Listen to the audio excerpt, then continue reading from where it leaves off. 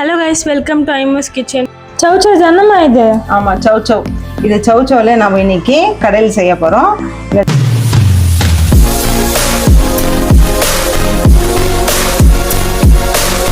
கடையில் செய்ய போகிறோம்.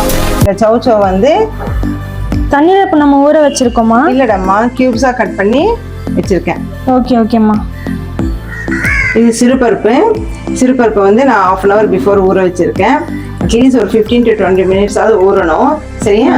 இது வந்து சௌச்சௌக்கு வந்து சிறுபருப்புல போட்டு செஞ்சாதான் சூப்பரான டேஸ்ட் கொடுக்கும். ஓகேம்மா. சரியா? ஃபர்ஸ்ட் நம்ம என்ன பண்ணுவோம், அடுப்பில் குக்கர் பண்ணி வச்சுருக்கேன்.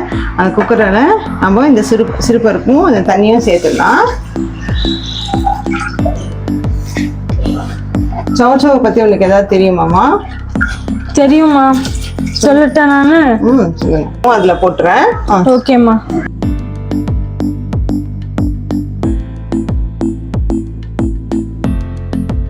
சிறுபருப்பும் சௌச்சௌவும் போட்டிருக்கோம். இது ஒரு பாயில் வரட்டும், லைட்டாக சூடாகட்டும். ஓகேம்மா.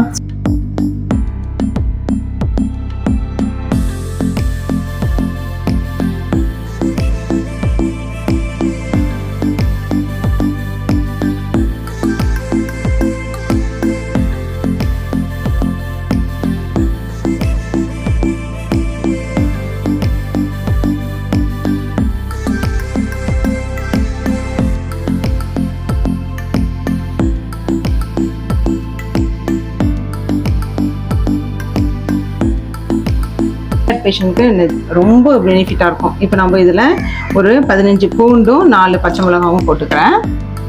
இதோட பெனிஃபிட்ஸ் பார்த்துடலாமா? சௌச்சௌ வந்து தைராய்டுக்கு தான் ரொம்ப நல்லது. எப்படின்னு சொல்றேன்.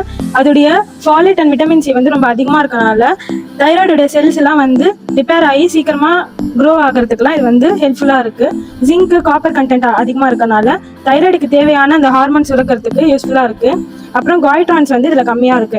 அதாவது கேபேஜ், காலிஃபிளவர்ல எல்லாம் காய்ட்ரான்ஸ் அதிகமா இருக்கும். அது வந்து ரொம்ப கெடுதல் தைராய்டு இருக்கிறவங்களுக்கு எல்லாம். ஸோ வந்து அவங்க சௌச்சௌ எடுத்துக்கிட்டாங்கன்னா அது வந்து ரொம்ப நல்லது. சௌச்சௌ எடுத்தாங்கன்னா அது வந்து அயோடின் அப்சர்வ் ஆகிறதுல எதுவும் இன்டர்ஃபியர் ஆகாம இருக்கும். மெட்டபாலிசம் வந்து அதிகரிக்கும். அப்புறம் ஆன்டி ஆக்சிடென்ட்ஸ் எல்லாம் வந்து அதிகமா இருக்கனால ஆக்சிடேட்டிவ் ஸ்ட்ரெஸ் இருக்காது தைராய்டு செல்ஸ்ல எல்லாம். அதுக்கப்புறம் வெயிட் மேனேஜ்மெண்ட்டுக்கு நான் ரொம்ப நல்லதுன்னு சொல்லியிருந்தேன். வெயிட் மேனேஜ்மெண்ட் அண்ட் வெயிட் கெயினுக்கு கூட வந்து ரொம்ப நல்லது. அது வந்து இம்பேலன்ஸான வெயிட் கெயின் ஆகாம ப்ராப்பரான வெயிட் கெயின் ஆகும். ஃபைபர் அண்ட் லோ கேலரியா இருக்கும் இந்த சௌச்சௌ வந்து. ஸோ வந்து உங்களுக்கு சாப்பிட்டாலும் ஃபில்லிங்கா இருக்கும். இது மட்டும் இல்லைங்க, தைராய்டு வந்து ஹைப்போதைராய்டு பேஷண்ட்ஸ்க்குலாம் வந்து இன்சுலின் ரெசிஸ்டன்ஸ் ஆகிறதுக்கு நிறைய சான்ஸ் இருக்கு. இந்த சௌச்சௌ எடுத்துக்கிட்டோம்னா அது வந்து பிளட் சுகர் லெவலை வந்து கரெக்டாக ரெகுலேட் பண்ணி வைக்கணும். ஹார்ட் ஹெல்த்தை மெயின்டைன் பண்ணும், போன் ஹெல்த்தை மெயின்டைன் பண்ணும். இவ்வளோ தெரிஞ்சுட்டு சௌச்சௌ எடுத்துக்கலாம். டேஸ்டா செய்யலாம்னு பார்க்கணும். நம்ம இதில் 1/2 tablespoon மஞ்சள் பொடி போட்டுப்போம். அது கூடவே வந்து ஒரு 2 தக்காளி போட்டுக்கலாம். நான் எல்லாமே ஒரே இது குக்கர்லயே போட்டு செஞ்சிட போறேன். சரியா? ஒன் பாட் ரெசிபி மாதிரி. இந்த கடையில் வந்து அவ்வளோ அருமையா இருக்கும். இதை வந்து சாப்பாடு கூடயும் சாப்பிடலாம். இட்லி தோசைக்கும் சூப்பரா இருக்கும். இட்லி தோசைக்கு சாப்பிடும்போது நம்ம கொஞ்சம் தண்ணியா வச்சுக்கணும்.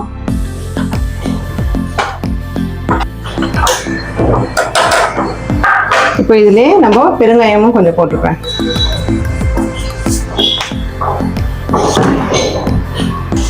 இப்போ எல்லாமே நம்ம குக்கரில் போட்டோம். இப்போ இதை க்ளோஸ் பண்ணிடலாம். இன்னும் ஆவி வரல. ஆவி வந்தோடனே விசில் போட்டுப்போம். ஓகேம்மா. வந்துச்சு, நம்ம இந்த விசிலை போட்டுடலாம். இப்போ இதில் 3 விசில் வரட்டும். 3 விசில் வந்துட்ட அப்புறமா நம்ம ப்ரெஷர் போயிட்ட அப்புறம் திறந்து பார்ப்போம். ஓகேம்மா. இப்போ ப்ரெஷர் போயிடுச்சு. நம்ம குக்கரை திறந்து பார்த்துடலாமா? வாவ், வேற லெவல், சூப்பரா வடிஞ்சிருக்கு பாத்தியா?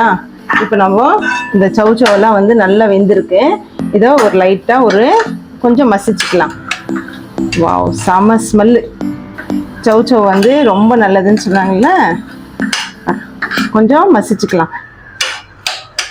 பருப்பும் சௌச்சௌவும் அந்த பச்சை மிளகாய், தக்காளி எல்லாத்தையுமே மசிச்சுட்டு, இட்லிக்கு நான் வந்து இந்த கடையில் இட்லிக்கு செய்கிறேன். அதனால நான் வந்து கொஞ்சம் தண்ணியாக தான் வச்சுக்கணும்.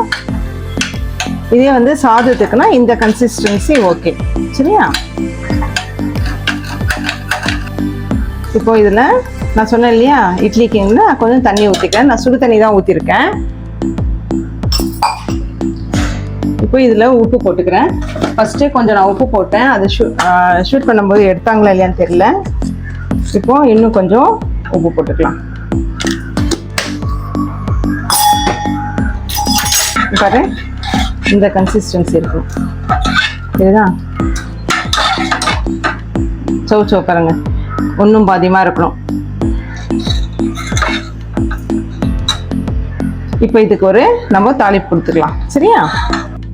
நான் இதை வந்து தேங்காய் எண்ணெயில் தான் தாளிக்கிறேன். நல்லெண்ணெயில் தாளிச்சாலும் சூப்பராக இருக்கும், நெய்யில் தாளிச்சாலும் சூப்பராக இருக்கும். இப்போ எண்ணெய் நல்லா காயிட்டோம். எண்ணெய் காஞ்சிச்சு. இப்போ கடுகு போட்டுப்பேன். வரமிளகாவும் 4 வரமிளகா கிள்ளி போட்டிருக்கேன். அந்த விதையெல்லாம் எடுத்துட்டு அப்போது கருவேப்பிலை வந்து முழுசாகவே போட்டுக்கிறேன். ஏன்னா சின்னதாகனால அப்படியே முழுசாக காம்போட போட்டுக்கிறேன். ரெடி ஆகிட்டு இருக்கேன். அதுக்குள்ளே இந்த பக்கம் பருப்பு வெந்துட்டுருக்கு இல்லையா, இதில் நல்ல ஒரு கைப்பிடி அளவுக்கு நம்ம கொத்தமல்லி போட்டுப்போம். நல்லா வாசனையாக இருக்கும். கொத்தமல்லியும் தைராய்டுக்கு நல்லது தானே. சரியா? தாளிப்பு ரெடி ஆகிடுச்சு. இப்போ நம்ம இந்த தாளிப்பை எடுத்து இந்த பருப்பில் போட்டுருவோம். எவ்வளோ வாசனையாக இருக்கு இல்லையா? அவ்வளோதான், நம்ம இது சௌச்சோ கடையில் ரெடி ஆகிடுச்சு. நம்ம இதை இட்லி கூட வச்சு சாப்பிட்லாம். அவ்வளோதான், இந்த சௌச்சோ கடையில் ரெடி ஆகிடுச்சு. இதை இட்லி கூட தோசை கூடலாம் நீங்கள் சாப்பிடலாம். சாதம் கூட இது சூப்பராக இருக்கும். ஹெல்த்தியாக எப்படி செய்யலாம்னு நம்ம பார்த்துட்டோம். இந்த வீடியோ உங்களுக்கு பிடிச்சிருந்தா மறக்காமல் லைக் பண்ணுங்கள், ஷேர் பண்ணுங்கள், சப்ஸ்கிரைப் பண்ணுங்கள். வாங்க சாப்பிட்லாம். தேங்க்ஸ் ஃபார் வாட்சிங். பாய்.